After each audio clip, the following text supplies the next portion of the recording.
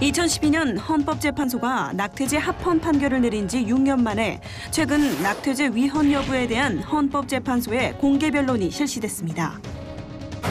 낙태죄 폐지 찬반 여론이 뜨거워지면서 6.13 지방선거를 앞두고 낙태죄 폐지 찬반 논란은 정치권으로 번졌는데요. 다시 수면 위로 떠오른 낙태죄 폐지 찬반 논란, 하나님의 법, 세상의 법에서 알아봅니다. 하나님의 법, 세상의 법, 이재만 변호사님 나오셨습니다. 변호사님 안녕하십니까? 네, 안녕하세요. 예, 지난 5월 24일이었나요? 예. 그 헌재에서 예. 낙태죄 위헌에 대한 공개 변론이 있었던 것 같은데 예. 사실 이미 합헌으로 다 정리된 사항이 아니겠습니까? 결국 이제 낙태죄라는 것은 인부가 이제 결국 낙태해서 처벌받는 이제 자기 낙태죄, 이때는 이제 1년 이하의 징역이나 200만 원 이하의 벌금형인데요. 이제 동의 낙태죄라고 해서 의사가 인부의 동의를 받아서 낙태하는 경우에는 벌금형은 없고 징역형만 있습니다. 아, 예. 그래서 이제 의사가 결국 동의받고 낙태했는데도 불구하고 형사처벌을 받아서 형사재판을 받게 되니까 본인이 헌법소원을 제기한 것이죠. 이 낙태죄는 폐지돼야 된다 이러면서, 그리고 또 실제적으로 많은 그 여성단체에서도 낙태죄는 폐지돼야 된다는 이런 의견들이 힘을 얻고 있기 때문에 결국 헌재에서도 대법정에서 이제 그 공개 변론을 하게 된 것이죠. 그렇군요. 이미 합헌이 된 부분을 다시 이제 위헌 소송이 제기되고 다시 이런 공개 변론이 벌어지는 상황들을 볼 때 사회적인 여론에 대한 영향이 아닌가 이런 생각도 하게 되는데요. 예, 그렇죠. 이제 과거 2012년도에는 예. 네, 그 당시에는 이제 그 헌재 재판관이 9명이 정원인데 1명이 공석이라 8명이 있었어요. 네. 근데 위헌이 되려면 6명의 동의가 이제 찬성이 있어야 되는데 4대 4로 팽팽하게 대립이 돼 있었습니다. 그 당시에 이제 그 폐지 의견은 뭐냐면 결국 여성의 자기 결정권과 여성의 행복 추구권이 태아의 생명권보다 결국 낮아서는 안 된다. 이제 이런 의견도 있었고요. 또 하나는 그 임산부가 임신 초기에 그 낙태를 전면적 일률적으로 이제 금지시키는 것, 이것은 여성의 그 자기 결정권, 아이를 낳을지 말지를 여성이 결정할 수 있는데 그 자기 결정권에 대한 침해다. 이래서 결국 낙태죄를 처벌하는 것은 이건 위헌이다. 이런 의견이 4사람 정도 됐었습니다. 그런데 지금 문제가 되는 것은 그 당시에 이제 재판관들은 이제 지금 다 이제 교체가 돼 있고 현재 재판관들이 헌법 재판관이 되면서 이제 국회에서 임명 동의를 받을 때 그 청문회 때 6명 정도가 이 낙태죄 처벌 규정은 손질이 필요하다 하는 의견을 발표했어요. 아, 그렇군요. 그러니까 결국 9명 중에서 6명만 찬성하면 결국은 위헌이 되는데 이번에는 그런 의견을 청문회 때 일부 비쳤기 때문에 이번에는 폐지가 낙태죄 처벌 규정이 위헌이라는 결정이 나오는 것이 아닌가. 그래서 이제 관심이 집중되고 있는 것이죠. 그렇군요. 현재 이제 낙태죄를 폐지해야 된다라는 입장은 낙태는 개인의 문제인데 그 어떻게 죄로 물을 수 있겠냐, 뭐 이런 관점이 있는 것 같고요. 또 한 가지는 16만 건이나 1년 동안 암암리에 이제 알게 모르게 이것이 진행된다는 얘기가 있습니다. 이제 그렇다면 법이 뭔 소용이 있냐, 뭐 이런 입장인 것 같은데요. 결국 이제 낙태죄 처벌 규정은 실제적으로는 뭐 그렇게 많은 낙태가 일어나도 처벌은 거의 되지 않고 있습니다. 그렇죠. 그래서 이제 이미 거의 사문화된 그런 이제 규정이기는 해요. 그래서 이제 폐지론자들의 경우에는 사문화된 규정이니까 여성의 자기 결정권을 위해서라도 낙태죄 규정을 아예 이참에 위헌으로 해서 폐지시키자 이런 이제 취지죠. 그리고 또 이제 여성의 경우에는 사실은 그 임신이라는 것은 그 남녀가 서로 의견이 이제 합해져서 이제 임신이 됐는데 결국 왜 여성만 처벌하느냐? 남성은 처벌되지 않지 않습니까? 이제 낙태가 돼도. 그렇죠. 예. 그래서 이것은 이제 성차별적 규정이다. 이런 주장도 하고 있고요. 이제 합헌 측의 입장에서는 태아는 생명체다. 그렇죠. 생명체를 모체가 임의로 결국은 낙태한다는 것은 그것은 아직도 여전히 형사적으로 처벌돼야 된다 이런 제 입장에 있죠. 그렇군요. 선거를 앞두고서 이제 정치권도 각자의 입장이 있을 것 같은데 정치권의 입장은 어떻습니까, 변호사님? 정치권은 이제 국민의 의사에 따르겠죠.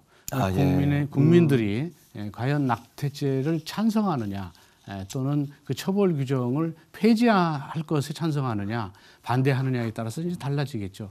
근데 아직까지는 이제 정치권 입장에서도 낙태죄 규정이 아직도 존속돼야 된다고 보는 것이 이제 그동안 주류적인 입장이었는데 네. 만약에 헌법재판소에서 위헌이라고 결정하면 국회에서는 법을 손질해야 되니까 그에 또 따라야 됩니다. 그렇군요. 네. 그 얼마 전에 법무부에서 이제 말을 실수해서 좀 공역을 치르기도 했는데요. 네. 낙태가 결국 뭐 여성만의 책임은 아니지 않겠습니까? 그래서 예외 조항도 있는 것으로 알고 있는데. 모자보건법에 보면은 낙태를 모두 다 처벌하는 건 아닙니다. 예외 규정이 있어요. 낙태를 해도 처벌하지 않는 이제 그런 경우는 이제 근친 상간에 의해서 뭐 아이가 임신이 됐다든지 또는 강간에 의한 임신이라든지 또는 우생학적으로 유전적 질환이 있어서 이제 그럴 경우라든지 또 하나는 도저히 이 아이를 계속 임신시키면 그 모체의 건강에 아주 치명적인 위험이 있다. 그렇군요. 이럴 때는 모체의 건강을 위해서 결국 낙태가 허용되는 것이죠. 합법적으로. 네. 이제 그럴 때는 낙태를 해도 처벌되지 않아요. 네, 예. 그래서 이 예외 조항이 있기 때문에 실제적으로 모체에 대한 건강을 위한 방법은 지금 현재 규정에도 있는 것이죠. 근데 낙태 폐지론자들이 얘기하는 그것은 예외적 허용 규정을 거기에 사회적, 경제적 이유까지도 포함해 달라는 거예요. 사회적으로 나는 아이를 낳을 수가 없다. 네. 사회적인 논청이라든지 이제 미혼모 같은 경우 네. 이럴 경우에는 낙태를 허용해 줘라. 또 경제적으로 내가 아이를 낳아서는 도저히 아이를 키울 경제적 능력이 안 된다. 이럴 때는 낙태를 허용해라. 근데 이제 법무부 입장에서는 사회적, 경제적 이유를 예외 조항에 낙태 허용 조항에 둔다면 그런 모든 낙태를 자유롭게 허용하는 것이다. 그렇기 때문에 그 부분에 대해서는 국민적 합의가 필요하다. 이런 제 입장입니다. 그렇군요. 요즘에 이제 인권이라는 말이 많이 이렇게 대두되지 않습니까? 네. 그렇다면 태아에게도 인권이 있는 것이 아닌가? 네. 뭐 이런 생각도 해보게 되고요. 네. 또 성경 말씀에서도 하나님께서 모태에서부터 지으셨고 조성하셨다. 네. 또 오장육부도 지으셨다. 또 이름도 아신다. 또 지명에 부르셨다. 이렇게 볼 때에 그 태아도 생명으로 봐야 되고 또 생명의 주인은 하나님이시다. 이런 관점으로 좀 더 우리가 봐야 되지 않겠는가 이런 생각이 드는데요. 예, 결국은 이제 이 쟁점은 이제 허용 범위를 어디까지 하느냐의 문제인데 네. 그 사회적, 경제적 이유까지도 낙태를 허용하는 예외적 허용 범위에 둔다면 그러면 결국은 그 부분을 그대로 처벌하게 하면 또 여성에 대한 자기결정권이 침해가 된다고 판단이 되면 여성의 모성보호라든지 또는 건강이라든지 여성의 자기결정권을 위해서 사회 안전망을 구축하면 됩니다. 네. 사회적 경제적 이유로 결국 낙태를 할 수밖에 없는 그런 여성의 경우에는 출산을 하면 사회나 국가가 모든 책임을 지게 된다면 그 아이를 낙태함으로 인해서 여성의 미래가 불투명해지는 그런 일은 없을 수도 있으니까 이런 사회 안전망 구축이 결국 이 논쟁의 쟁점이 되지 않을까 이런 생각도 한번 해보고요. 네. 또 이제 성경에도 전도서 11장 5절의 말씀에 바람이 어떻게 불며 태아가 어떻게 자라나는지 알 수 없듯이 만물의 창조자이신 하나님의 일도 이해할 수가 없다. 이런 이제 말씀이 성경 네, 말씀처럼 예. 태아가 어떻게 자라날지는 정말 알 수 없는 그렇죠. 거 아니겠습니까?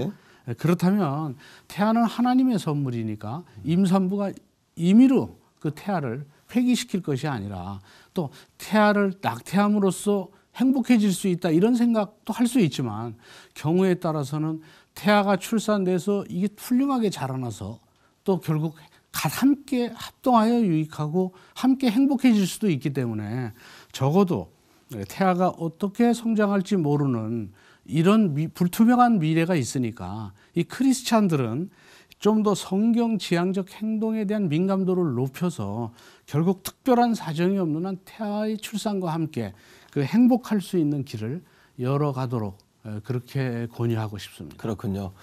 이것이 위헌이다 합헌이다를 떠나서 그 태아와 그 자녀들을 함께 키울 수 있는 세상이 왔으면 좋겠다 이런 생각을 하고 이것이 그렇게 구조적으로 모든 것들이 해결이 되겠습니까?